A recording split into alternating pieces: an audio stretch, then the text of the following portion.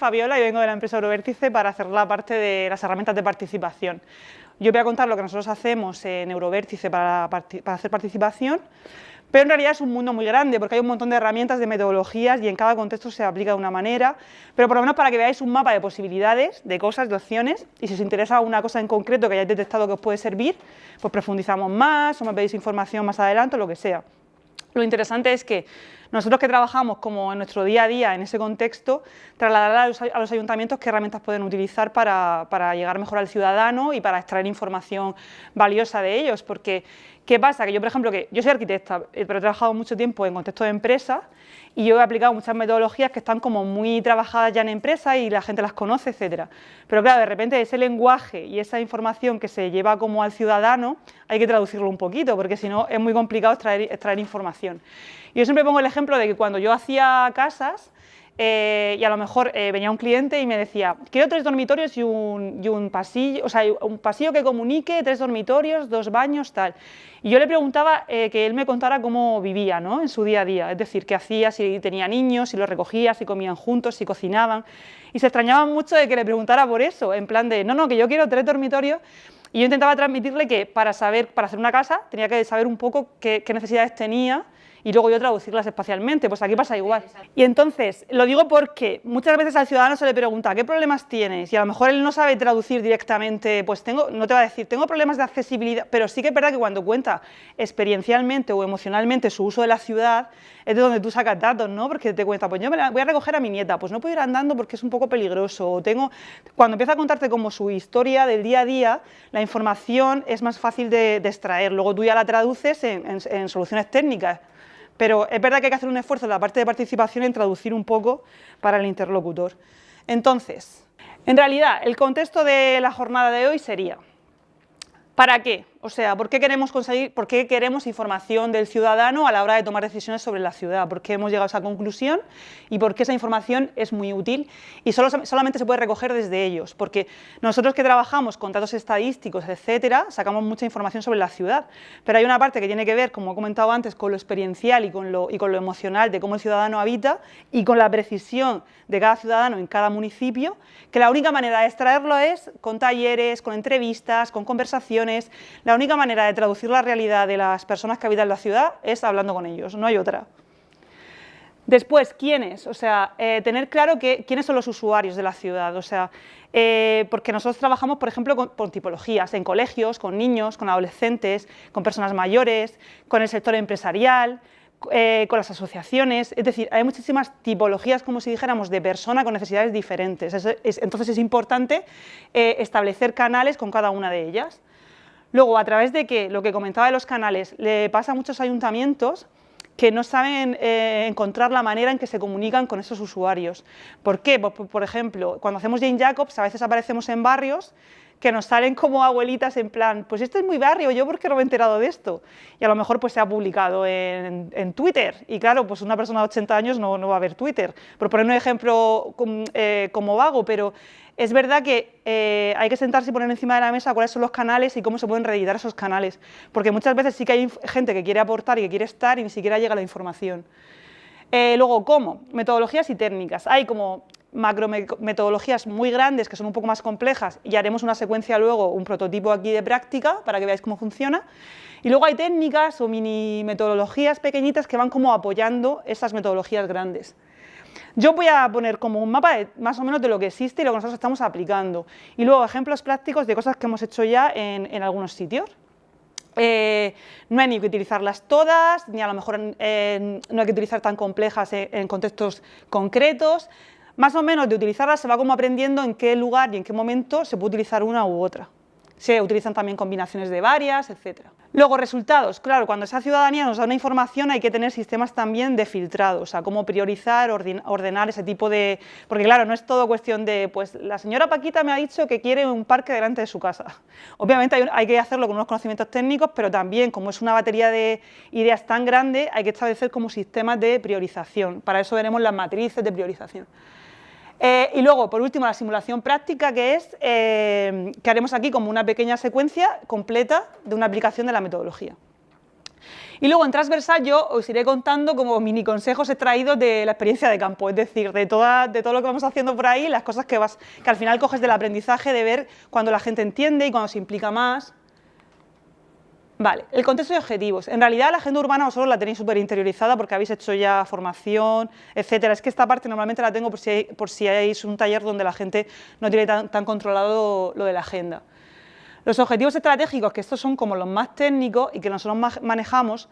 Vale, entonces, por ejemplo, los objetivos estratégicos, que normalmente los que conocemos son los más técnicos, pues el propio Ministerio elabora como una serie de viñetas más adaptadas, por ejemplo, para los niños, pero es que yo las utilizo en muchos contextos que no son niños.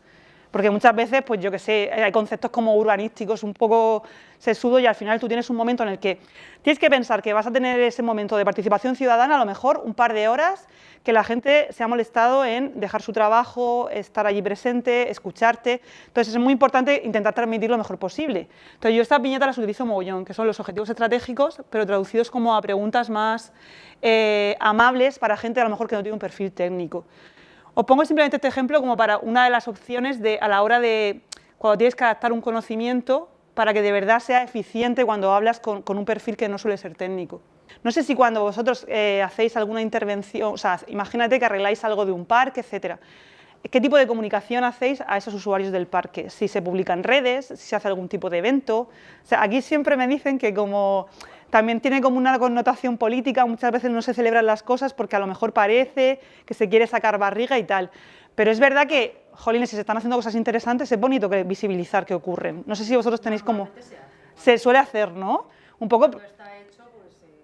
Se inaugura o se invita a la ciudadanía y no por nada, sino un poco para que en la participación ciudadana pasa que la gente, lo que digo, pierde su tiempo, va a las reuniones, no sé qué, lucha por algo y a lo mejor en un par de meses, por milagros del sistema que a veces funciona, se resuelve esa situación. Entonces es como bonito terminar de cerrar el ciclo de decir, yo he formado parte de que este espacio público mejore.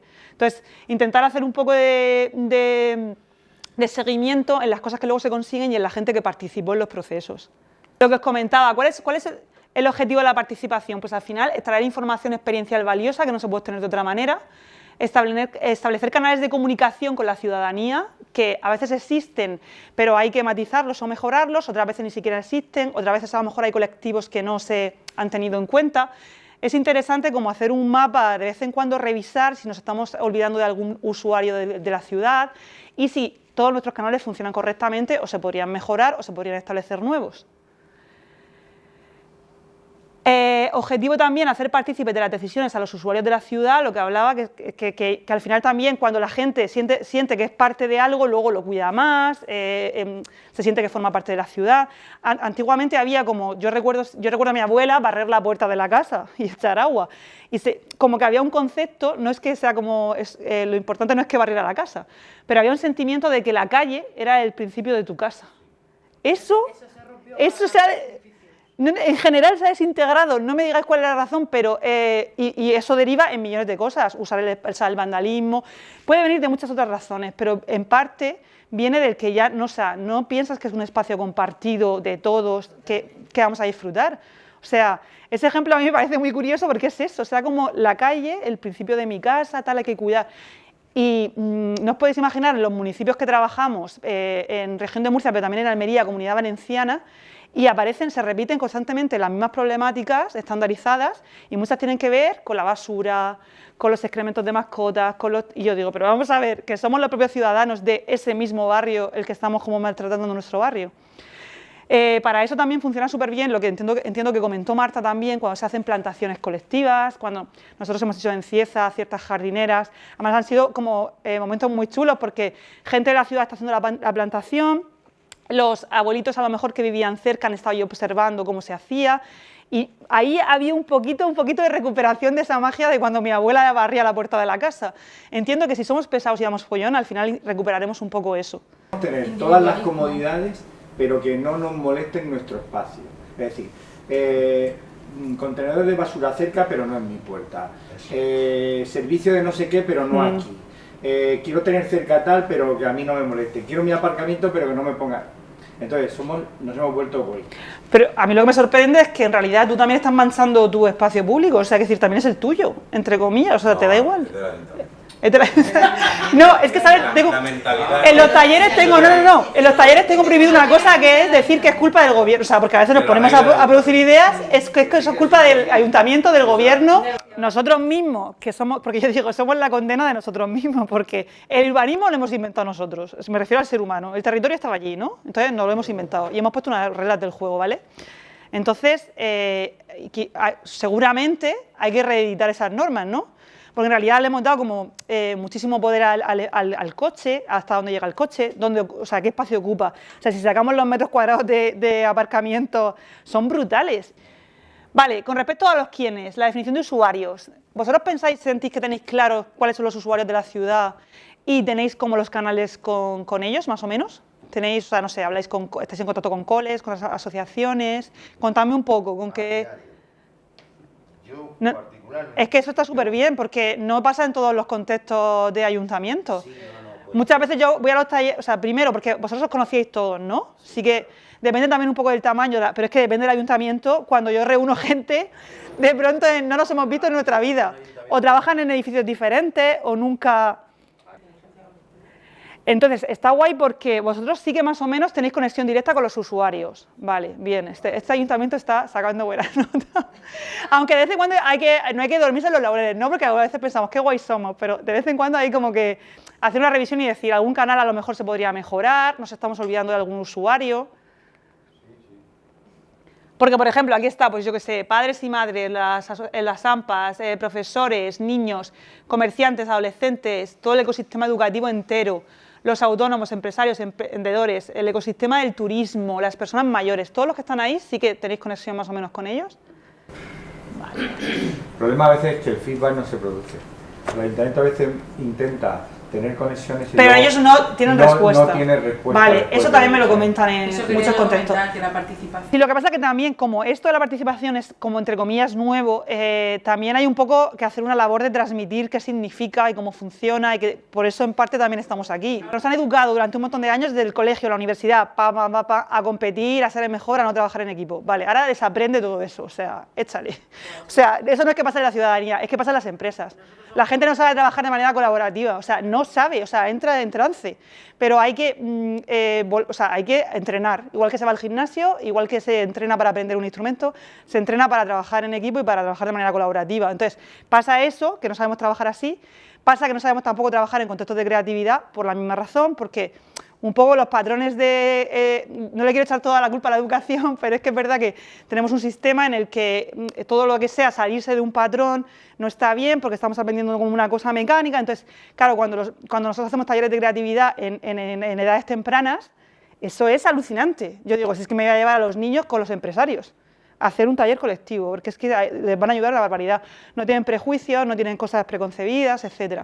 Pero como nos entrenan tanto en que hay que acotar, hay que acotar, hay que acotar, y luego en la universidad y todo tal, pues luego de repente cuando llegas a un taller de creatividad, producir ideas en plan sin condicionantes económicos o legales, etcétera, con total libertad, pues nos cuesta producir ideas una barbaridad. Pero es verdad que todo esto que se está haciendo ahora, nosotros hacemos muchísima participación, está un poco entrenando a la gente. Y la gente que viene ya y que repite talleres, la notas con otra frescura. Con otra empatía. Y con otra fluidez a la hora de hablar y con otra libertad y con otra... Pero es algo que hay que trabajarlo poco a poco y hay que intentar comunicar. Y hay que explicarle a la gente, y es una labor pedagógica, de explicarle a la gente que no es una cuestión de venir a contar exactamente tu libro, sino es venir a ver cómo podemos construir un espacio público mejor para todos. Entonces, es una labor un poco tediosa y cansada a veces, pero mi teoría es que siempre que una parte ya lo entienda, es contagioso para los demás. Yo, por ejemplo, que he dado clase en muchos contextos, si tú siempre sabes que si en la clase, cuando empieza el curso, hay un grupo como que se está creyendo el mensaje, los que no se lo creen van a terminar enganchándose, porque son un grupo más pequeño. Entonces, aquí pasa igual, al final la gente lo consigue entender y se empieza a implicar y empieza a ver que tiene resultados. Pero tenemos una labor de transmitir cómo funciona este tipo de participación.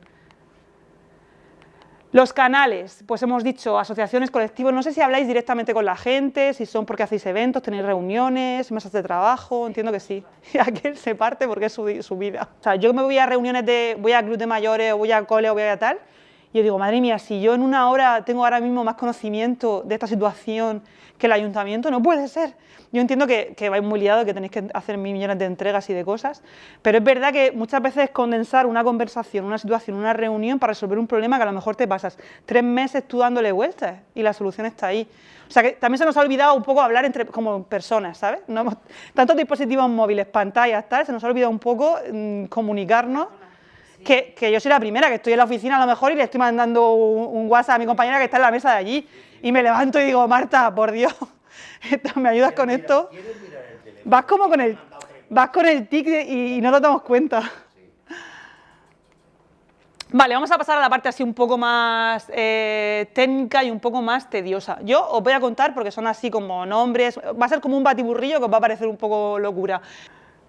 Vale, entonces, lo que hablábamos, metodologías, estas son las que son grandes, las que tienen procesos que son un poco más complejos, que no son técnicas sencillas, ¿vale? Entonces están como las generales que nosotros utilizamos, que son Design Thinking, resolución creativa de problemas y diseño de servicios. Las ágiles, que normalmente son las que se aplican en contextos de innovación, que se utilizan en empresa. Todas estas metodologías vienen del mundo empresa. ¿Por qué? Porque la empresa tenía más necesidad de sobrevivir que la administración. Entonces, desde siempre la empresa necesitaba innovar para ser competitiva a nivel de producto, diferenciarse. Entonces tenía siempre como una búsqueda de soluciones más allá de lo que ya se supone que se sabía. Entonces, para evolucionar utilizaba este tipo de sistemas. Las primeras son como las normales, las de siempre, y las ágiles son las últimas que han salido, que se utilizan como para acelerar los procesos. En realidad se le llama todo innovación, ¿vale? Pero en realidad innovación hacen las grandes empresas que tienen presupuestos muy bestias, porque la innovación, y se pueden permitir el lujo de equivocarse, la innovación implica muchísimos riesgos, con lo cual muchos gastos. Nosotros, ¿qué hacemos cuando trabajamos con innovación? Hacer una innovación de andar por casa, o sea, hacemos prototipos muy sencillos que no conllevan gastos, etcétera. Lo que hablabais antes de la plaza, no quiero sacar otra vez el tema, pero ¿qué se está haciendo ahora en temas de urbanismo y de tal? En vez de intervenir directamente, como digo yo, entrar con la pala, se hacen como prototipos para probar cómo funciona en la ciudad. Se cortan calles los fines de semana, se establecen como zonas, se hacen como marcajes de zonas de juego, que luego a lo mejor se pueden quitar. ¿Para qué? Para probar ese prototipo, ver qué resultados tiene y ir, que es cómo funcionan todas estas metodologías. El Design Thinking funciona así. Se genera una idea, un prototipo, se prueba con el usuario, se sacan conclusiones y se vuelve a rediseñar. Porque el Design Thinking es una metodología que viene del diseño de producto. Es lo mismo que nos enseñó del urbanismo táctico, ¿no? Ah, sí, el urbanismo táctico funciona así, o sea, pequeñas incursiones que tienen un poco que ver con poder prototipar, probar, medir y no hacer a lo mejor una inversión súper bestia, levantar aceras y que luego no funcione con esos problemas. Y se utiliza también en Design Thinking para resolver problemas. En vez de resolver problemas de manera lineal, que es que en realidad la realidad no funciona así. O sea, lo que pasa es que nos han enseñado a pensar de manera lineal, pero no es verdad. O sea, un problema, nos han enseñado en el colegio, un problema que se resuelve con una raíz cuadrada y tiene una solución. Pero claro, el mundo no funciona así. Los problemas son súper complejos y hay que fraccionarlos en partes, hay que evaluarlos y luego hay que desarrollar unos prototipos de resolución y probarlos e ir como redefiniéndolos hasta que sean los óptimos. Que eso se utiliza muchísimo, se utiliza siempre mucho en productos, en industria automovilística, en ingeniería, etcétera. Las ágiles, digo, la diferenciación que tienen son que se implementan de manera más veloz, como si dijéramos, cuando tienen que sacar una solución tecnológica al mercado, etc. Vale, con respecto a las técnicas, que son como las mini metodologías, son las que van apoyando a la grande. Y entonces hay, por ejemplo, técnicas para producción de ideas. ¿Qué pasa? Lo que hablábamos antes de la creatividad. No estamos acostumbrados a producir ideas fuera. Nuestro cerebro funciona de manera instintiva. Viene un león y aquí hay un árbol y me voy a subir porque me va a comer. No sabe resolver con cosas que no conoce. Entonces, para innovar tienes que salirte de un planteamiento que ya está resuelto, con lo cual tienes que poner tu cerebro a pensar de manera contra natura. Eso lo hacen súper bien los niños porque no tienen prejuicios, porque no tienen barreras de pensar. No hay presupuesto, esta ley es un problema, esto es una cosa supramunicipal que no depende del ayuntamiento, entonces no se bloquea. En los procesos de creatividad se producen ideas sin que haya un criterio crítico, como si dijéramos, de bloqueo. Después hay una fase en la que sí que se pasa ese criterio crítico. Entonces está para la producción de ideas la metodología de Scamper, la tormenta gráfica, las cartas de personajes. Hay muchísimas, ¿vale? Pero yo, si os interesa algún tema, yo os paso las referencias que necesitéis, pero yo he hecho como una selección de las que más utilizamos nosotros normalmente en Eurovértice.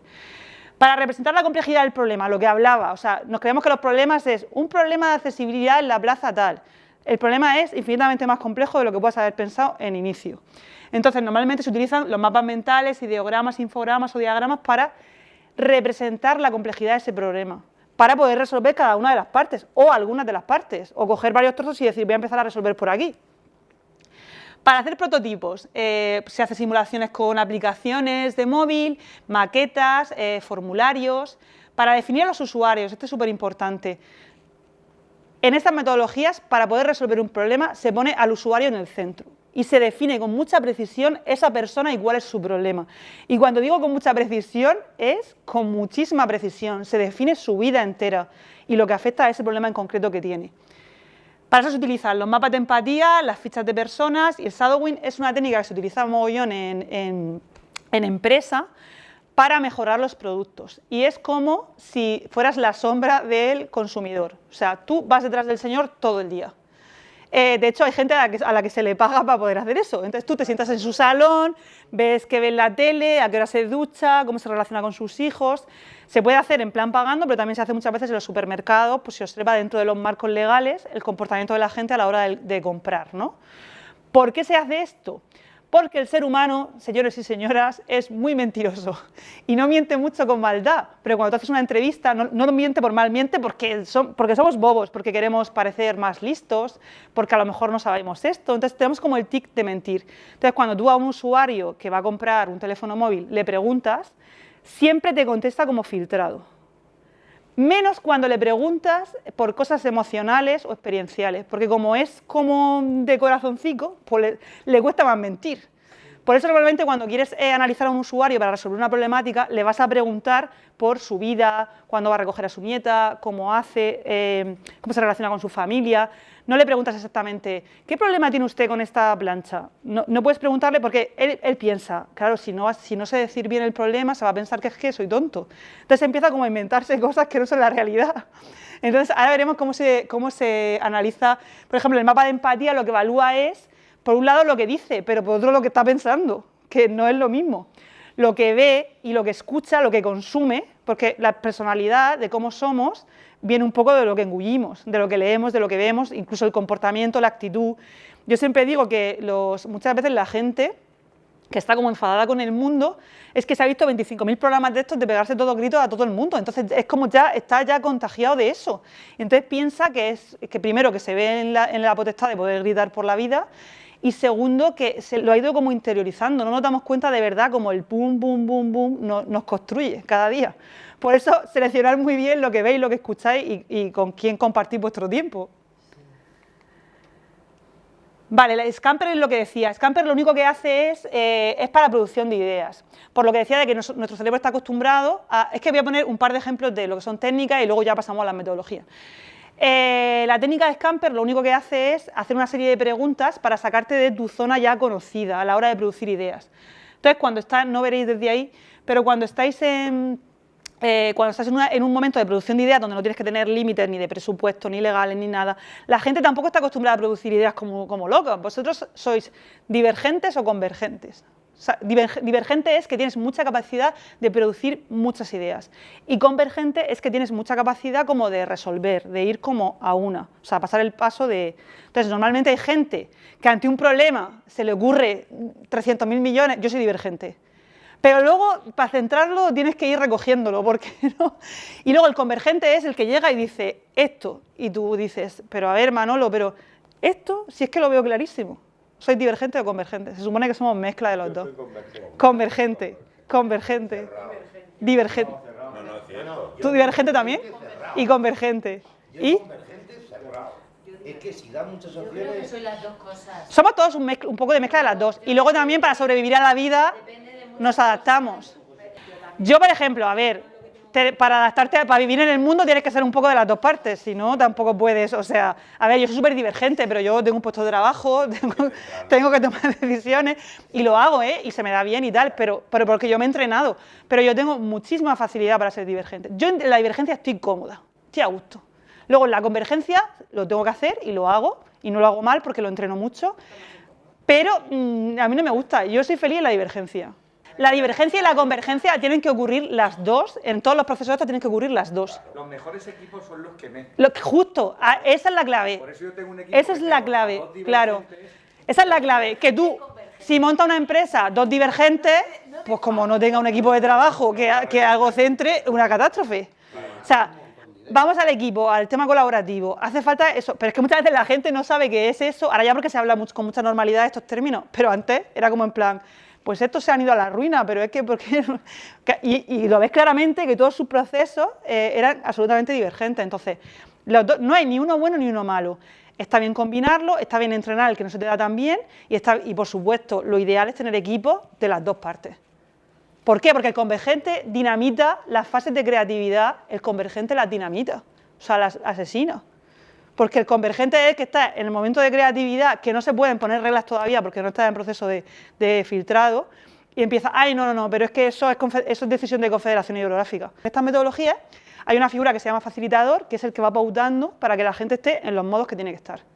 Entonces, la gente que es muy divergente se siente muy cómoda y produce muchas ideas, pero la que no está acostumbrada a producir ideas, pues le dan los sudores, porque quiere resolver y no tiene más de dos ideas porque esas son las dos que no tienen incompatibilidad con confederación hidrográfica, ni con nada supramunicipal, ni con... Entonces, claro, esa parte también hay que entrenarla los que la tienen menos tal. Entonces, hay técnicas como esta, que hace como una serie de preguntas que te va ayudando como a ver otras opciones que no son directamente las de tu mente.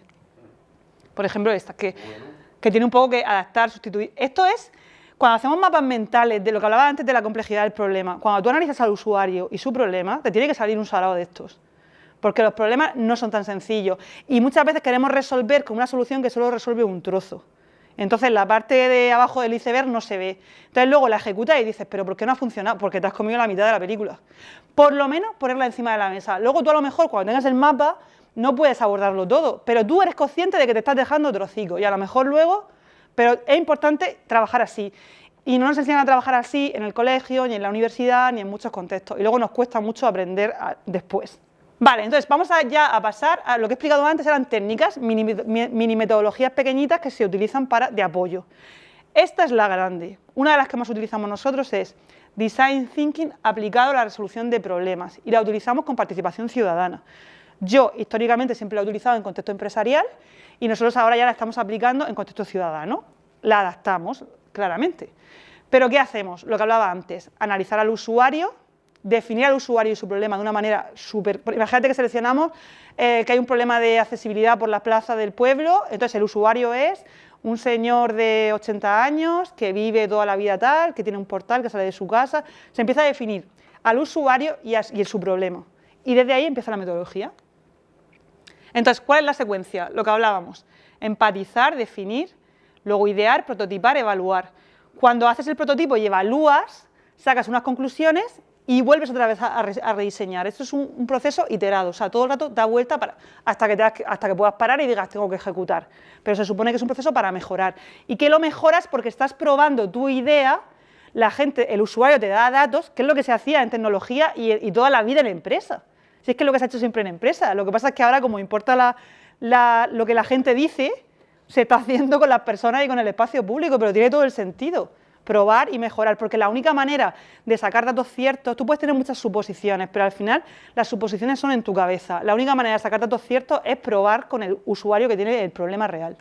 El Design Thinking tiene palabras muy importantes en su definición, que son, por ejemplo, observación. Otra de las cosas que nos pasa es que no estamos entrenados a observar la realidad con su complejidad. Es lo que acababa de decir con respecto a definir el usuario y la problemática con mucha profundidad. Tenemos como nos han enseñado a resolver un problema en plan secuencial, pues entonces vemos un problema y decimos, pues hay un problema de accesibilidad en esa plaza.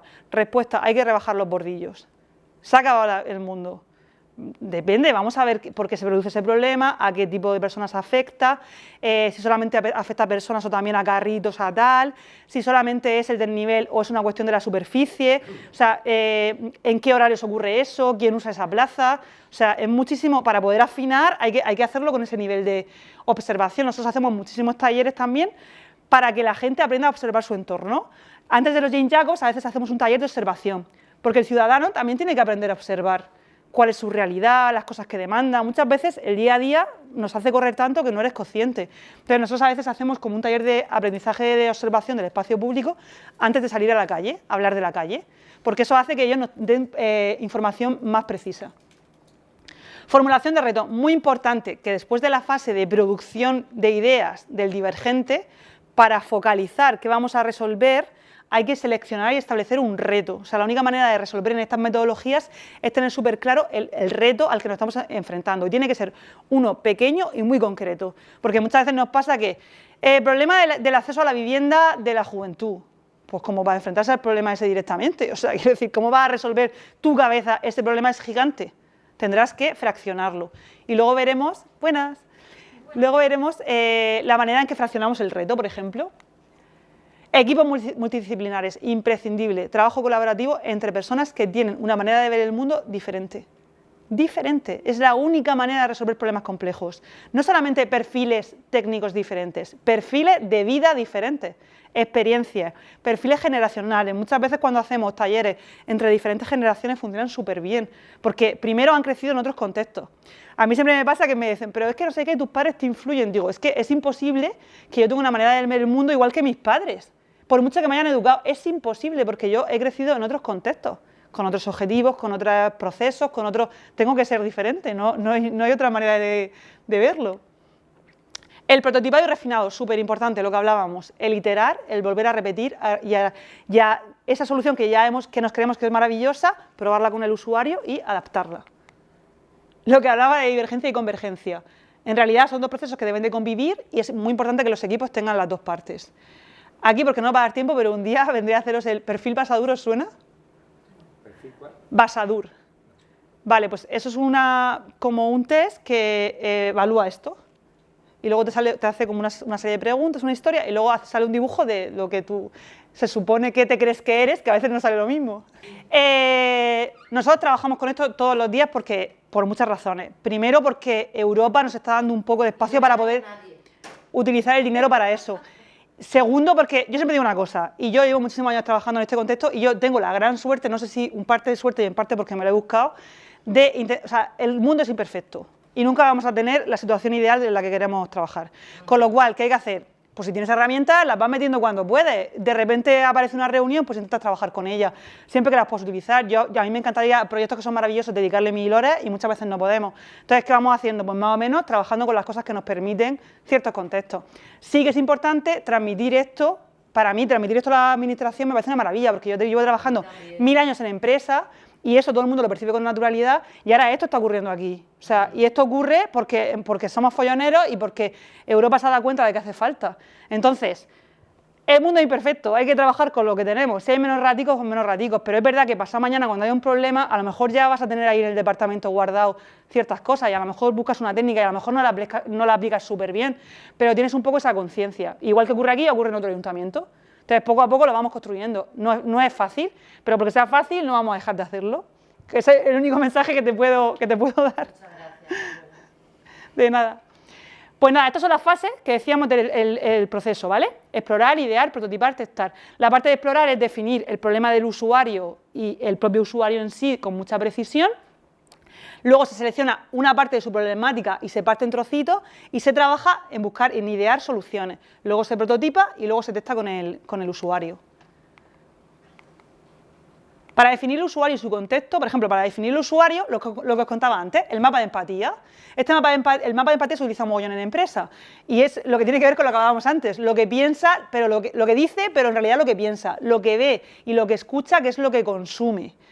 Y luego lo que hace, cómo se comporta. Por eso la parte de la sombra que sigue al cliente es interesante. Obviamente, a lo mejor en estos contextos de participación no se va a hacer así, pero sí que es verdad, insisto, cuando tú haces entrevistas a personas, más allá de encuestas online, etcétera, que es más difícil percibir, cuando tú quieres saber cosas cualitativas, es mejor que hagas siempre preguntas que tienen que ver con lo experiencial y con lo emocional. Es donde extraes más información, y eso es así. Y si vosotros trabajáis con usuarios, es que lo sabéis, que eso funciona así. Otra herramienta que se utiliza, las fichas de persona, ¿no? Donde se describe, donde se suele dibujar, donde se ponen edades, la problemática concreta que tiene, si es una problemática individual o es colectiva.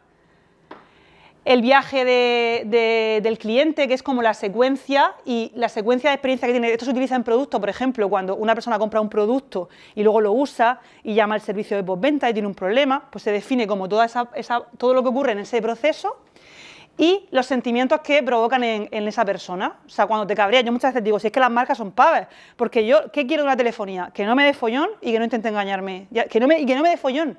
No quiero que me llame de aquí a día, no quiero que me diga nada.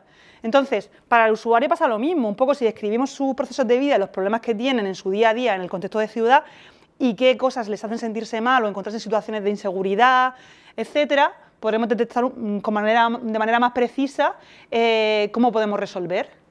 Los perfiles que se hacían en origen en la empresa eran, por ejemplo, cuando me pone muy nerviosa cuando empieza, no sé qué, un tipo de ropa para una mujer empoderada. Y yo digo, vamos a ver, es que la ropa de una mujer empoderada tiene un color concreto. O sea, quiero decir, hay cosas que muchas veces son muy simplistas. O sea, tú no puedes, o sea, mujer atractiva, por eso pongo esa ficha.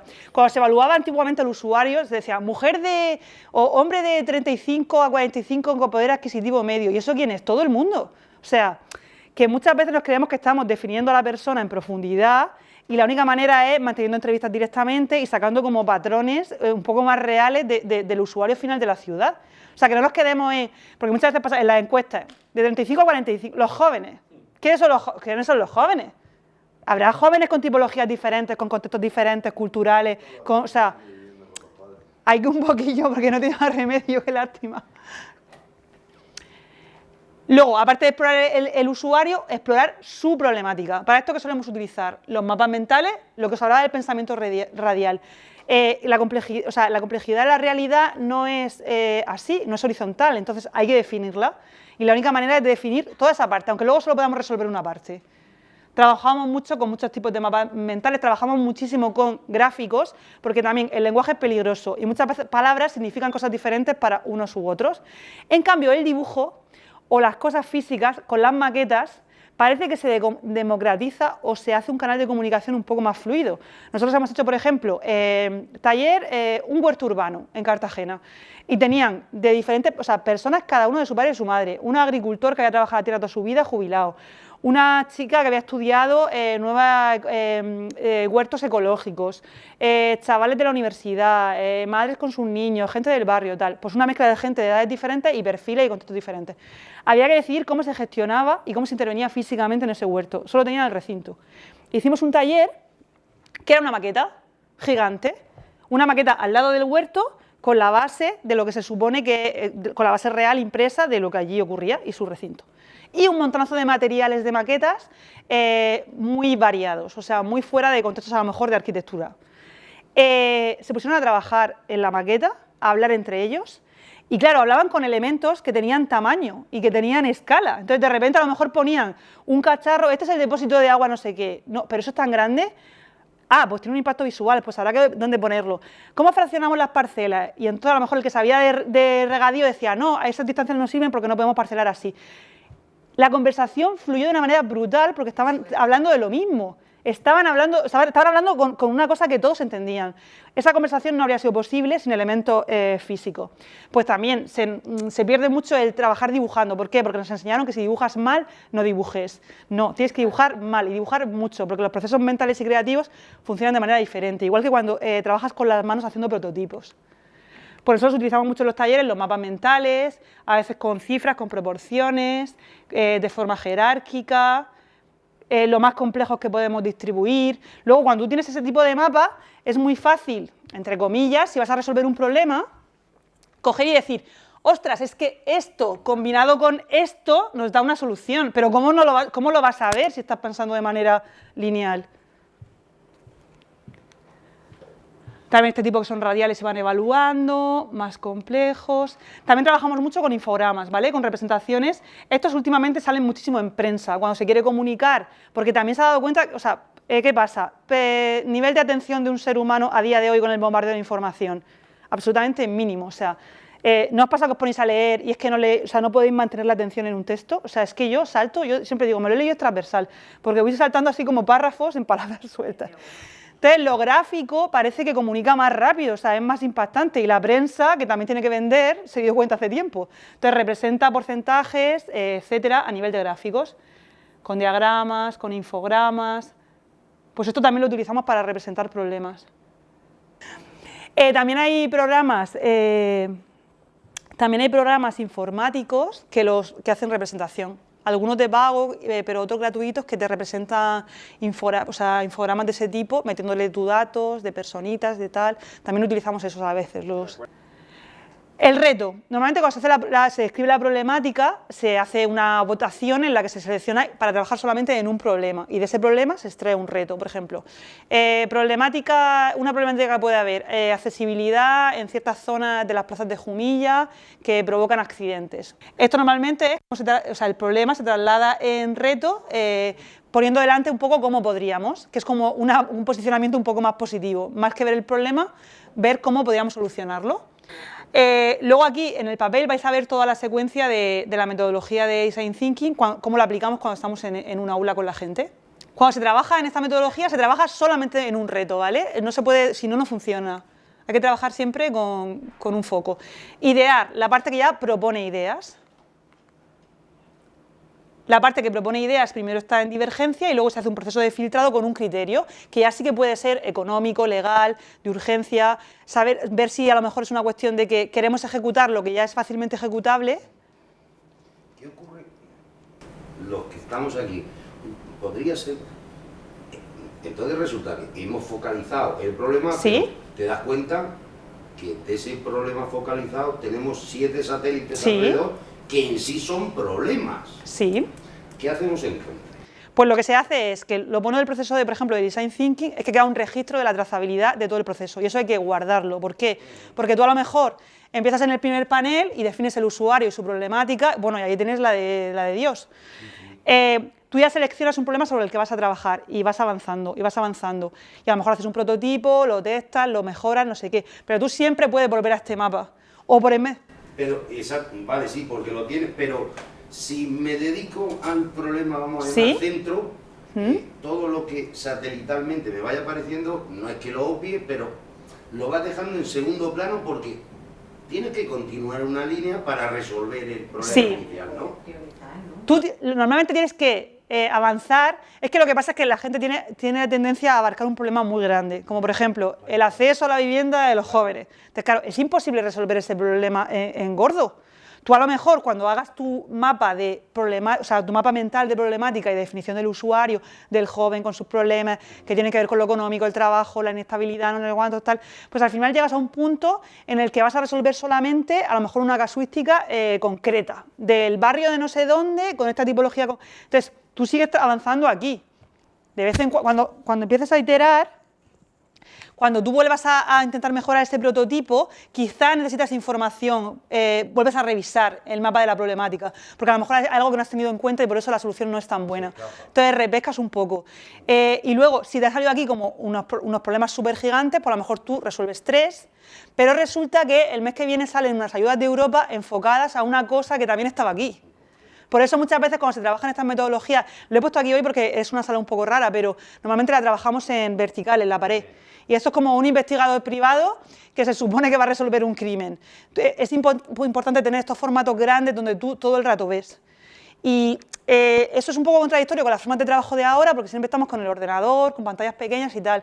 Y es verdad que hay que intentar no cortar muchos árboles, pero hay que trabajar un poco en papel, porque el cerebro funciona de otra manera, porque los mapas grandes son los donde ves todas las situaciones y donde puedes combinar. Y cuando hay un equipo colaborativo de trabajo multidisciplinar, pues tener esa información y guardada, o sea, yo es síndrome de Diógenes del papel, o sea, yo tengo trabajos de cuando daba clase hace un montón de años en la universidad, porque esa información me sigue pareciendo súper valiosa y no hay que perder la trazabilidad de lo que ya se supone que descubriste por el camino. Pero sí es importante enfocar en la resolución de uno pequeño, o más o menos pequeño, o la combinación de un par de pequeños, porque si no, no avanzas. Porque cuando tú intentas resolver un problema tan complejo, en grosso, no te va a salir una solución mágica de ir a la luna. O sea, es que el cerebro no funciona así. Pero ¿qué pasa? Que a lo mejor resuelves un trozo pequeño y la combinación de esas dos cosas, uno más grande. Sí, lo que estás diseñando es un poco el proceso de investigación que se lleva. Defines un reto, Totalmente. estableces una metodología e intentas identificar qué es lo que quieres resolver y trabajas sobre eso. Claro. Y luego la suma de todos esos retos... Pero si lo piensas es igual que como en producto, industria automovilística. Método científico. Claro, pero y aparte, por ejemplo, en producción, en producto en empresa, industria automovilística, pues no van a resolver que si una cosa se apoya, o sea, primero la resistencia de no sé qué, luego la tal, luego la combinación de dos cosas, y van probando y pues funciona exactamente igual. Y la resolución de los problemas, la realidad es muy complicada. Entonces hay que trabajar así porque es la única manera de resolver el problema completo. Cuando estamos en la parte de producir ideas, pues podemos utilizar las técnicas que hemos visto antes, de Scamper, las cartas, lo de los fotomontajes, hay un montón de técnicas de producción de ideas que favorecen. Hay una que nos gusta mucho utilizar, que es la de... tenemos unas cartas que son cómo lo resolvería un personaje en concreto, en plan, cómo lo resolvería Walt Disney. ¿Para qué? Para poner al cerebro a pensar en una situación como más idílica fuera de su conocimiento, para que no actúe como arquitecto, ingeniero, o sea, para intentar que se ponga en el contexto de otra. Se utiliza aquí mucho Scamper por el hecho de que te hace una serie de preguntas que te sacan un poco de esa visión técnica. Estas son las cartas que comentaba. ¿Cómo lo resolvería un científico? ¿Cómo lo resolvería un ingeniero? Luego, la parte de elegir. Esta es complicada, porque cuando tú ya tienes el batiburrillo de ideas, ¿ahora qué? Muchas veces será combinación de varias, ¿vale? Pero aquí sí que tienes que poner, para pasar a la parte, los convergentes, ¿qué haríais a la hora de seleccionar? Os han salido no sé cuántas mil ideas de cómo resolver un problema. ¿Qué criterio utilizaríais los convergentes para resolver? Yo primero evaluaría, digamos, los límites que tengo. Si tengo un límite económico, pues me tengo que ceñir ahí. Si tengo un límite temporal, también porque me limita. Si utilizan una serie de... Tienes que poner unos criterios de tiempo, o sea, y a veces haces combinaciones entre varios, y entonces vas un poco evaluando, que luego, por ejemplo, ¿no ves? Evalúa, decide qué criterios, escoge... Y luego viene la parte del prototipo. Nosotros a veces utilizamos como unas matrices que son como de urgente, o sea, de urgente o necesario, o algunas que combinan los beneficios que van a traer si lo ejecutas con el esfuerzo que tienes que realizar. Porque a lo mejor hay cosas que requieren muy poco esfuerzo económico, pero van a tener grandes repercusiones, o al revés, entonces se utiliza ese tipo de matrices. A la hora de prototipar hay un montonazo de millones de formas de prototipar. Nosotros utilizamos lo que hablaba antes de las maquetas, por ejemplo el taller de lo que hicimos del huerto urbano. A veces utilizamos técnicas del teatro, representaciones sobre todo cuando son servicios o cuando son cosas que tienen que ver con personas y la manera, por ejemplo, el problema que están teniendo los ancianos ahora a la hora de interaccionar con un cajero, ¿vale? Pues entonces cuando intentamos hacer un taller con Design Thinking para resolver esa problemática, muchas veces hacemos representaciones reales de los problemas, porque es la única manera de detectar exactamente cuáles son todas sus barreras, una con otra. También se utilizan utilizamos storyboard para intentar contar las historias. Lo que digo, obligarnos un poco a dibujar, aunque dibujemos mal, pero representar un poco las secuencias de por qué ocurre ese problema. Hay aplicaciones que, lo que decía antes, que hacen como simulaciones que son gratuitas y puedes ver cómo hacer una simulación antes de tener la app real. Mira, todos estos son de prototipos, que antes me preguntabas, pero me has preguntado por los ideogramas y todo esto. Vale, estas son como para hacer prototipos. Todas estas aplicaciones son para hacer prototipos. ¿Para hacer prototipos? Prototipos puede ser un vídeo, por ejemplo, lo utilizan mucho los emprendedores cuando quieren contar su producto, pues a lo mejor es un vídeo, son gratuitas y entonces primero, o sea, las principales funcionalidades son gratuitas y tú puedes hacer como una simulación, por ejemplo, de cómo es el servicio que estás diseñando o el producto. Entonces también las utilizamos para lo mismo, para representar un problema y la secuencia de lo que ocurre en él. Luego el prototipo normalmente hacemos una ficha en la que lo describimos, vemos cómo mejorarlo. En la parte de prototipado utilizamos mucho una cosa que he nombrado antes, que es como lo del viaje del cliente, ¿no?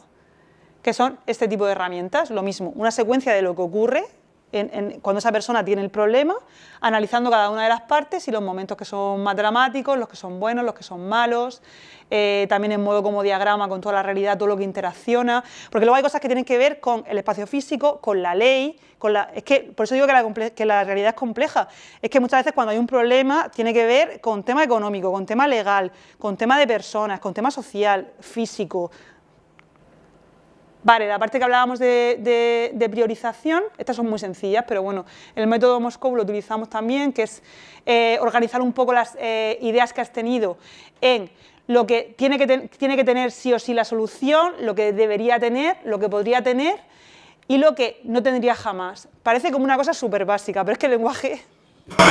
Te quería hacer una pregunta. Nosotros en el Departamento de Juventud, en el área que trabajo, hemos hecho encuestas, hemos hecho bastante toma de contacto y hacemos con los jóvenes y tenemos un problema serio porque la mayoría de las iniciativas y lo que quieren la mayoría de jóvenes son proyectos que no son de tipo municipal, sino más empresarial.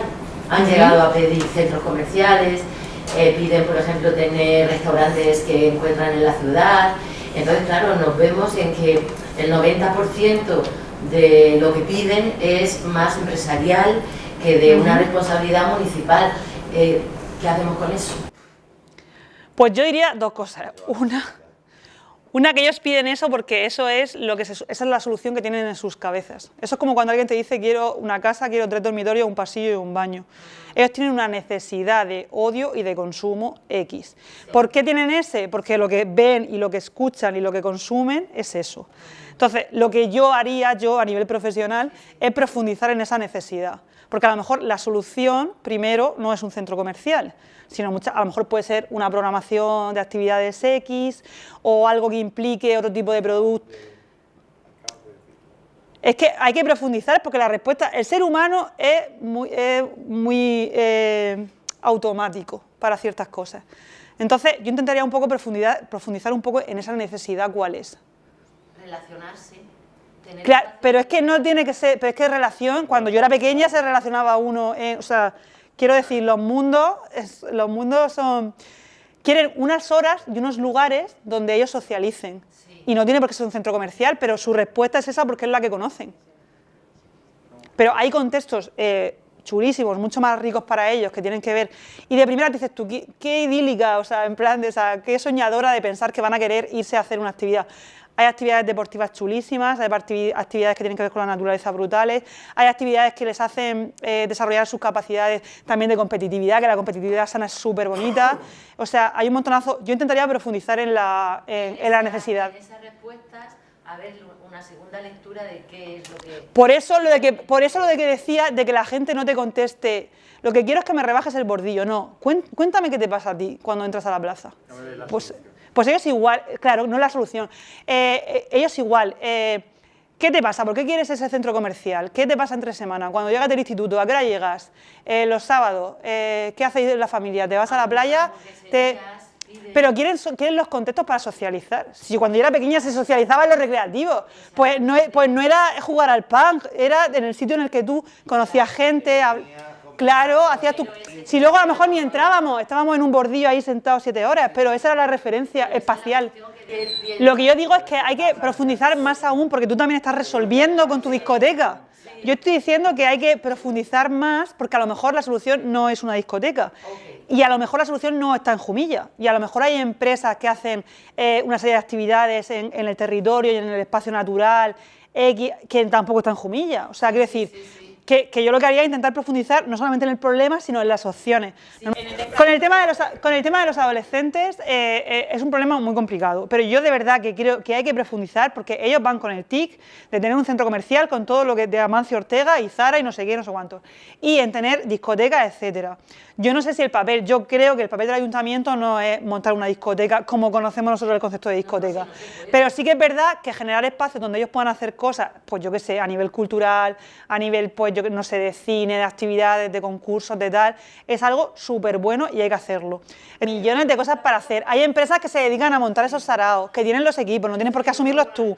Yo siempre digo en plan, coge ejemplos, o sea, alguien lo ha pensado antes que tú, pues hay empresas que se dedican a hacer actividades brutales, que montan sus saraos tipo humor amarillo, pruebas no sé cuántos. No me creo yo que, vamos, si me gusta a mí ese tipo de contextos no le va a gustar, no va a socializar eso, o sea, cosas que compites por equipos, que te ríes, que haces pruebas, que no sé qué, o sea, ese tipo de actividades socializan, se pueden montar en cualquier parte, no necesitas un edificio. Bueno, estas son las matrices que decía antes, un poco la combinación entre lo importante y lo urgente y en qué orden se van metiendo cada una de las... Esto es cuando produces muchas ideas y empiezas a clasificar cuál vas a priorizar. Sí. El impacto y esfuerzo, si a lo mejor con poco esfuerzo puedo generar más impacto. Vas como clasificando esos cuadrantes para intentar tomar decisiones de qué vas a priorizar. También puedes poner factores económicos, factores legales. Esta es igual solo con el este del radial para que veas del nivel bajo al alto y del nivel bajo el impacto y el esfuerzo. Esta también con un gradiente de colores. Otras técnicas que se utilizamos mucho nosotros para tomar decisiones es lo de los sombreros de Edward de Bono, ¿vale? Que es que tú te pones, cada persona tiene como un rol diferente y entonces...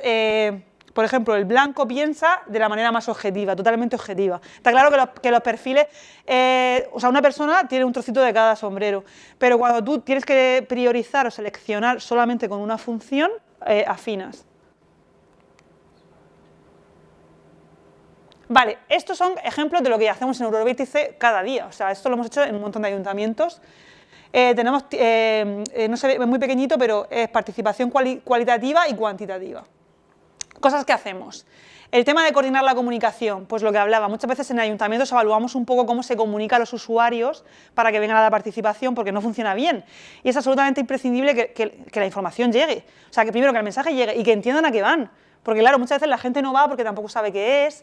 Es una labor muy tediosa, pero que tiene unos resultados muy, muy bonitos, porque luego al final la gente forma parte de los paseos ciudadanos, de los Jane Jacobs, de las decisiones de... Nosotros nos vamos a hacer laboratorio de cómo se va a realizar una plaza con maquetas, y nos vamos a la plaza y la gente negocia y habla de qué habría que intervenir, o cómo intervenir en los solares públicos. Nosotros ofrecemos, dependiendo del contrato que tenemos con ellos, porque nosotros hacemos un montonazo de cosas diferentes, porque en Eurovértice, yo estoy en el Departamento de Desarrollo Territorial, pero hay un Departamento de Energía, otro de Medio Ambiente, entonces dependiendo del proyecto que se está desarrollando, les ofrecemos las herramientas que creemos que pueden ser útiles. Por ejemplo, hemos hecho muchos en el Departamento de Energía, hemos hecho BIREP, la rehabilitación de edificios públicos, la rehabilitación energética de edificios públicos. Entonces, muchos de esos, como eran edificios que ya existen, imagínate, una biblioteca, pues entonces reunimos a diferentes usuarios de la biblioteca, gente del ayuntamiento, técnicos, y trabajamos, se ha hecho aquí, por ejemplo, trabajamos con ellos de qué manera se puede mejorar el edificio, qué necesidades tienen, etc. Luego, a veces hay edificios que son más que no están en uso, a lo mejor antiguos, un molino de no sé qué, entonces trabajamos a lo mejor la programación. ¿Qué necesidades hay a nivel, por ejemplo, cultural? Pues qué cosa más chula que se decida en un proceso participativo que un antiguo molino que hay que rehabilitar va a ser un espacio a lo mejor de producción artística, de encuentro de... Y mola mucho porque además cuando la gente forma parte de eso y luego se rehabilita y luego se inaugura y luego la gente siente que forma parte de su ciudad y también la cuida más, es todo como un efecto... Y va a ser lo mismo que tú pongas un centro comercial con un Zara, que el molino sea el lugar donde se hacen escuchas de DJ, que todos participamos juntos y decidimos que había que hacer eso, es que no tiene nada que ver. Es que es una manera de socializar más sana, más cultural, más cañera, menos estandarizada, más diferencial. El kit ciudadano, estos son como regalitos que utilizamos, que son dispositivos a veces de recogida de datos nuestros o como... Estos dispositivos funcionan en dos direcciones. Primero, cuando nosotros queremos enseñarle a la gente lo que es la agenda urbana y transmitir cosas, muchas veces traerlos a una conferencia pues es un rollo, a la gente no le apetece, a los niños no les interesa. Entonces, a veces hacemos como paquetitos de cosas que son como cosas que ellos pueden dibujar o pintar, que les van a ir explicando los objetivos de la agenda. Entonces, se las llevan a casa, los cuelgan en la nevera.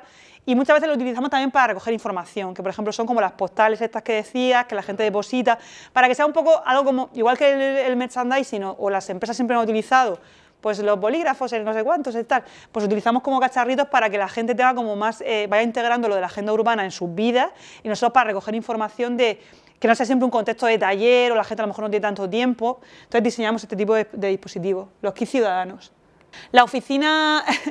ciudadana itinerante, esto lo utilizamos mucho para las pedanías, que también muchas veces en los municipios que son muy grandes y tienen pedanías que están muy alejadas de los núcleos urbanos, que están como muy abandonados y los pobres son como en plan, nos ignora todo el mundo. Entonces parecemos ahí como la Pantoja por los mundos, pero es que nos llevamos la oficina ciudadana, que suele ser un mostrador, no sé, y entonces recogemos encuestas, hablamos con la gente y vamos un poco a los sitios moviendo, como una oficina itinerante. Luego trabajamos mucho también con encuestas, algunas veces online, porque son más cuantitativas para ver cifras más grandes de participación, y otras offline, que ya sí que vamos, hablamos con la gente, también dependiendo del colectivo, porque si son personas muy mayores, pues el tema digital no controlan tanto, y también utilizamos mucho las online y las offline. El laboratorio de trabajo, que hay talleres generales, luego de pequeños urbanos, o sea, hacemos con niños, en colegios, por ejemplo, lo mismo de ciudades, plazas, trabajamos con niños muchas veces con maquetas para que interpreten, hacemos algunos específicos de sitios que son problemáticas ya detectadas, pero también hacemos algunos como para ver qué percepción tienen ellos de los elementos que forman parte de la ciudad. Porque es interesante que nosotros a lo mejor tenemos como calle, parque, farola, banco, no sé qué. Entonces, volver a rediseñar el urbanismo teniendo ya unos conceptos tan prefijados cuesta un montón. Pero lo que hablaba antes, el coche tiene mucho poder, o sea, tú puedes aparcar coche con coche con coche con coche y es legal porque hay un aparcamiento que tiene una línea. Pero tú, si sacas una silla a la puerta de tu casa a tomar el fresco, entre comillas, estás ocupando un espacio público que legalmente no deberías. Voy a decirlo para que sacas un sofá. Voy a sacar un sofá, porque parece que una silla es muy discreto. Saco un sofá y mi tele. Yo estoy cometiendo una infracción, como si dijéramos. En principio sí. Pero puedo tener 250.000 coches ahí, venga a ocupar superficie por todas partes. Entonces, pero que como las reglas del juego las hemos inventado nosotros, estaría súper bien rediseñar las nuevas reglas para que el espacio público sea un poquito más amable para el ser humano. Porque es verdad que, igual que la educación viene de la era industrial y de generar patrones de pensamiento, el urbanismo también viene de la movilidad, el trabajo, no sé cuánto, mover en coche, el vehículo. Entonces, deberíamos un poquito repensar qué hacemos con el espacio público. Yo creo que merece la pena y la agenda urbana lo intenta. Y luego, el último objetivo de la agenda urbana, que era la gobernanza, ataca directamente sobre que hay que actualizar normativas, ordenanzas, hay un montonazo de jerarquías supramunicipales que son súper dificultosas. Yo me quejo mucho de una cosa, y es que agenda urbana dice, gestiona mejor tu territorio, y se lo dice a los municipios.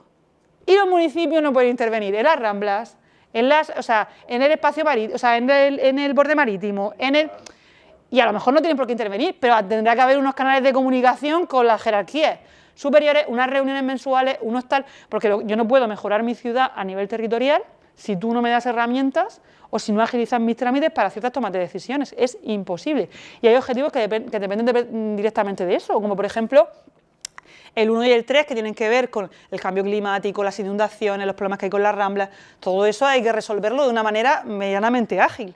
Entonces, se está poniendo mucho y se está visibilizando mucho en las agendas que esas relaciones con jerarquías supramunicipales o fluyen o se delegan o hay que resolverlas de alguna manera. Si no es imposible gestionar el territorio de una manera eficiente, de una manera sostenible, es imposible, absolutamente imposible. Los paseos Jane Jacobs, que aquí creo que hicimos uno, ¿no? ¿Hicimos uno en Jumilla? Sí. Esto es una maravilla, esto no existía hace... Pues la señora Jane Jacobs dijo, pero vamos a ver, ¿cómo se va a hacer el urbanismo tirando líneas en una habitación sin saber lo que ocurre en la calle? Y en realidad tiene razón, hay unas cosas técnicas que hay que tener en cuenta cuando se hace urbanismo, pero es necesario tener esa información. Entonces, yo que he hecho un montonazo de Jane Jacobs, es una maravilla ir con los vecinos por las calles. Es que sale la gente de las casas y a veces de los propios balcones a comentarte cosas. Y es muy chulo a pie de calle detectar problemas con ese nivel de precisión. La solución técnica ya la veremos, pero la gente te cuenta su experiencia de qué le pasa allí y lo que querría. Y a lo mejor su deseo no es el deseo colectivo después, pero bueno, tú vas reflejando de toda esa información y luego tomas decisiones. Pero claro, con una información hipervaliosa que va más allá de un plano, de un ancho, de un tal, y es la única manera de adaptar las leyes urbanísticas e ir creciendo un poco en cómo gestionamos las ciudades. La gincana familiar, que también la agenda urbana al final no es solamente sostenibilidad, energías renovables, es también social, sostenibilidad social. Se supone que tenemos que cuidar a las personas. Entonces, nosotros también intentamos que las actividades que nos dan información sean un poco de convivencia, que participen familias. Muchas veces el tema de la movilidad, tenemos una cultura súper obsesionada con llegar con el coche a puerta de todo. Y si puedes meter el coche dentro, Y es absolutamente cultural. O sea, yo he visto municipios que digo, pero madre del amor hermoso, si tienes tú para dar la vuelta en esa calle, vas a tardar 7 horas, te vas a cabrear en 3 semáforos de cruzar andando. Y luego te vas a ir el sábado a caminar 5 kilómetros para arriba y para abajo, que es muy sano. O sea, la bici y el caminar está como muy asociado al deporte, al ocio, pero no al día a día. La bici hay que reinventarla. No. Porque la gente tampoco deja la bicicleta en el parque de bici porque tiene miedo de que le quiten la rueda, que le quiten el... Vamos. Pero Eso sí que hay que reinventarlo. pero hay que evaluar el problema entero.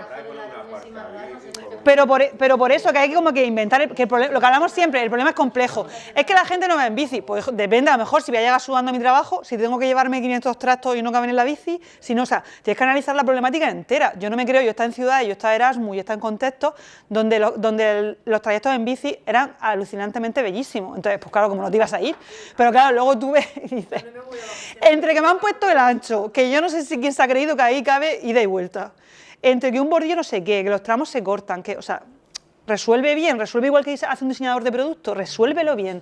Verás cómo la gente lo usa. Y luego, si haces el cambio de vida en las bicis, en los pisos que nosotros tenemos aquí normalmente, tú a lo mejor te vas a Suecia, donde sea, y como la bici está tan interiorizada, pues hay espacios en las que me he visto yo para tener un piso en el que puedo meter una bici. O sea, pero es que para bajarla por el ascensor me las veo. Y porque soy muy cabezona yo de mi forma de vida, pero hay que ver el problema entero. Hay que ver el trayecto entero, lo que decíamos. Desde que yo me planteo, quiero ir en bici a trabajar, ¿qué ocurre? Porque los de mi trabajo se mueren de risa porque dicen que hay muchas pendientes. O sea, yo tengo una distancia que podría ir perfectamente en bici, pero hay como muchas pendientes. Entonces dicen, o te la compras eléctrica o vas a llegar aquí para morirte. Entonces, vamos a analizar el problema entero, no hagamos parches. Venga, carril bici a lo loco, todo venga, carril bici, kilómetros, subvenciones de carril bici. Entonces, con el carril pasa lo mismo que con las demás cosas. Vamos a intentar, ya que estamos yendo como a mejor, vamos a intentar hacerlo bien. Porque hay otra gente que lo hace bien. O sea, hay otra gente que lo hace bien. O sea, hemos ido a la luna. Si tú ves ejemplos en ciertas ciudades, cópiateles. Si tú no tienes por qué inventar la rueda, si es que cópiateles.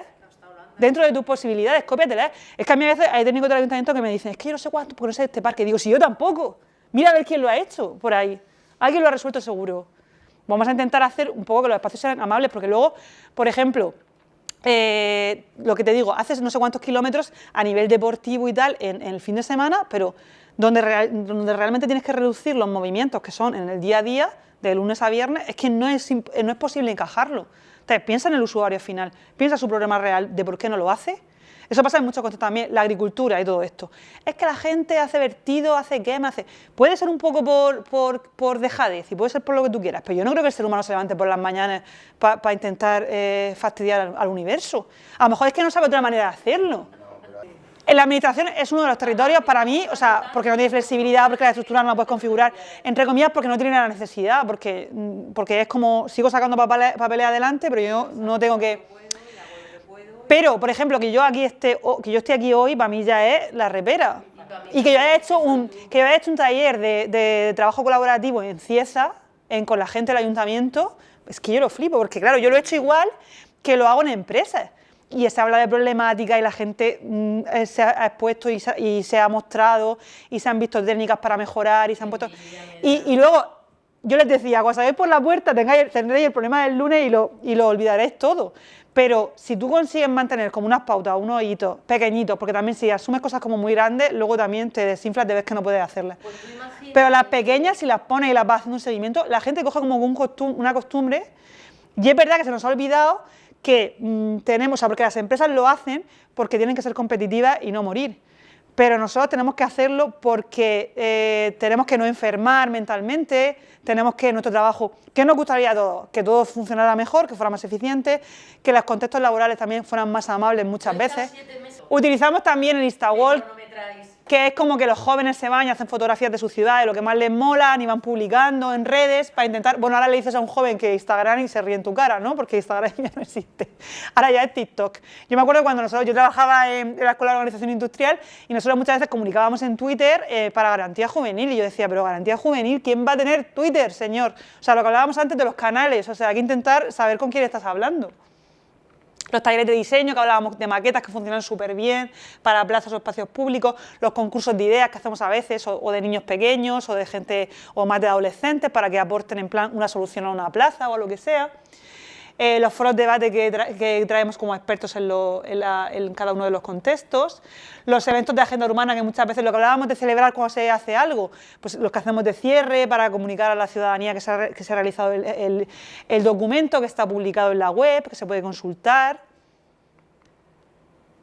La ciudadanía activa es como que muchas veces cuando llegamos al ayuntamiento hacemos esa pregunta: ¿qué canales tenéis? ¿Con qué usuarios os comunicáis? Intentamos como mejorar esos canales con las asociaciones, etcétera. Simulación práctica, hemos llegado. Vale, levantaos porfa y vamos a trabajar aquí.